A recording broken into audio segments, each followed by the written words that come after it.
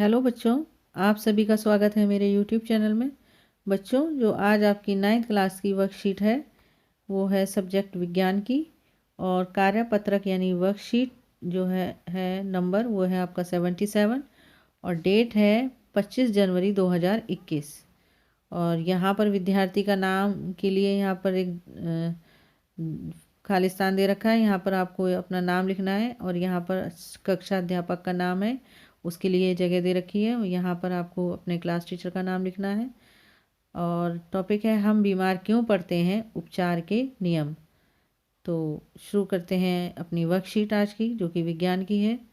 बच्चों, उससे पहले एक ज़रूरी बात कि यदि आपने मेरे चैनल को सब्सक्राइब नहीं किया है तो मेरे चैनल को सब्सक्राइब कर लें और बेल आइकन को प्रेस कर लें, जिससे मेरी आगे आने वाली वीडियो का आपको नोटिफिकेशन समय पर मिल सके। तो आइए बच्चों, शुरू करते हैं। जिज्ञासा दीदी, ये हैं जिज्ञासा दीदी। संक्रामक रोगों का इलाज कैसे किया जाता है, और ये है कौन, ज्ञान। तो जिज्ञासा दीदी ज्ञान से कहती हैं, ज्ञान संचारी रोगों को संक्रामक रोग भी कहते हैं और यह रोगाणुओं से होते हैं। जब भी कोई व्यक्ति इन रोगों से संक्रमित होता है तो उसका शरीर संबंधित संकेत और लक्षण जैसे बुखार, दर्द, सूजन आदि दिखाकर प्रतिक्रिया करता है। डॉक्टर चिकित्सक रोगी के रोगों के संकेत और लक्षणों के आधार पर इलाज करता है। संक्रामक रोगों के उपचार के दो उपाय हैं जिन्हें उपचार के नियम भी कहते हैं। नीचे दे रखा है ये उपचार के नियम। और रोग के प्रभाव को कम करना, और दूसरा है रोग के कारण रोगाणुओं को समाप्त करना।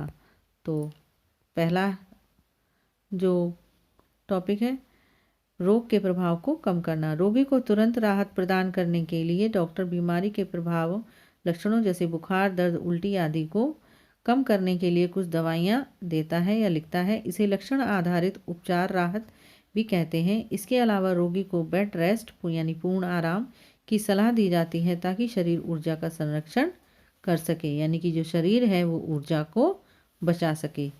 जो एनर्जी हम वेस्ट करते हैं इधर उधर घूमने के लिए, इधर उधर जाने वाने में, तो डॉक्टर कहता है कि आप बेड रेस्ट करिए, जिससे हमारे शरीर को ज़्यादा थकावट ना हो। दूसरा पॉइंट है रोग के कारण रोगाणुओं को समाप्त करना। यह उपचार का दूसरा उपाय है। रोगी की विभिन्न चिकित्सक रिपोर्टों के आधार पर डॉक्टर बीमारी के सही कारण और रोगाणुओं के प्रकार की पुष्टि करता है तथा उस रोगाणु को मारने के लिए दवाइयाँ औषधियाँ देता है या लिखता है, जिससे रोगी पूर्णतः ठीक हो जाता है। इस प्रकार की औषधियों के प्रकार हैं एंटीबायोटिक, एंटीबैक्टीरियल औषधि, जीवाणु रोगों के उपचार के लिए एंटीवायरल औषधि, विषाणु रोगों के उपचार के लिए एंटीफंगल औषधि, कवक रोगों के उपचार के लिए एंटी प्रोटोजोअल औषधि, प्रोटोजोअल रोगों के उपचार के लिए कृमिनाशक औषधि, परजीवी कृमि रोगों के उपचार के लिए। फिर है एंटीबायोटिक, एंटीबैक्टीरियल औषधि।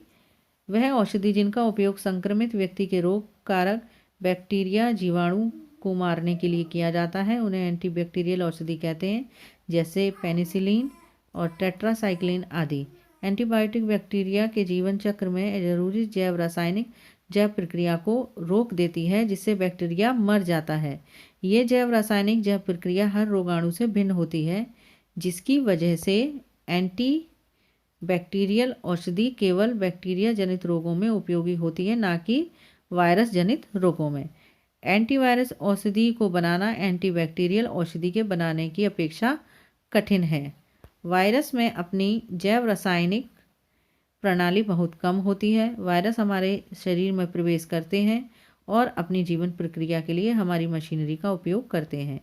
इन सीमाओं के बावजूद अब प्रभावशाली एंटीवायरल औषधि भी उपलब्ध हैं। तो अब इस वर्कशीट के कुछ प्रश्न हैं, तो आइए प्रश्न देखते हैं। पहला प्रश्न है, लोगों का इलाज करने के दो तरीके क्या हैं। प्रश्न 2, एंटीबायोटिक्स किन्हें कहते हैं और यह कैसे काम करती हैं। प्रश्न 3, एंटीवायरल दवाओं का उत्पादन एंटीबैक्टीरियल दवाओं के उत्पादन से भी अधिक कठिन क्यों है। प्रश्न 4, संचारी रोग क्या होते हैं, ऐसे किन्हीं 3 रोगों के नाम लिखिए। तो आइए अब देखते हैं इनके उत्तर। इन प्रश्नों के उत्तर जो हैं वो ये हैं। पहला प्रश्न है, रोगों का इलाज करने के दो तरीके क्या हैं। तो उत्तर, रोग के प्रभाव को कम करना। दूसरा, रोग के कारण या रोगाणुओं को समाप्त करना। प्रश्न 2, एंटीबायोटिक्स किन्हें कहते हैं और यह कैसे काम करती हैं? उत्तर है, संक्रमित व्यक्ति के शरीर में जीवाणुओं के विकास को रोकने या मारने के लिए इस्तेमाल की जाने वाली दवाइयाँ एंटीबायोटिक्स कहलाती हैं। एंटीबायोटिक्स जीवाणुओं के जीवन चक्र में कुछ जैव रासायनिक मार्गों को अवरुद्ध करने का कार्य करते हैं और इन्हें मार देते हैं। प्रश्न 3 है, एंटीवायरल दवाओं का उत्पादन एंटीबैक्टीरियल दवाओं के उत्पादन प्रभावशाली एंटीवायरल औषधियाँ भी हैं, इससे अधिक कठिन क्यों है? आंसर है, एंटीवायरल ड्रग्स बनाना एंटीबैक्टीरियल दवाइयाँ बनाने से ज़्यादा मुश्किल है क्योंकि वायरस के बहुत कम जैव रासायनिक तंत्र होते हैं। नेक्स्ट प्रश्न, प्रश्न 4, संचारी रोग क्या होते हैं? ऐसे किन्हीं 3 रोगों के नाम लिखिए। आंसर है, संचारी रोगों को संक्रामक रोग भी कहा जाता है और ये रोग रोगाणु के कारण एक व्यक्ति से दूसरे व्यक्ति में पानी, हवा, भोजन तथा संपर्क आदि से फैलते हैं। उदाहरण है निमोनिया, कोविड और खांसी जुकाम। ये कोविड ऐसे लिखेंगे, कोविड। तो ये थी बच्चों आपकी वर्कशीट। आशा करती हूँ आपको अच्छे से समझ में आई होगी और बाकी आप कमेंट में लिख करके बता दें आपको वर्कशीट कैसी लगी।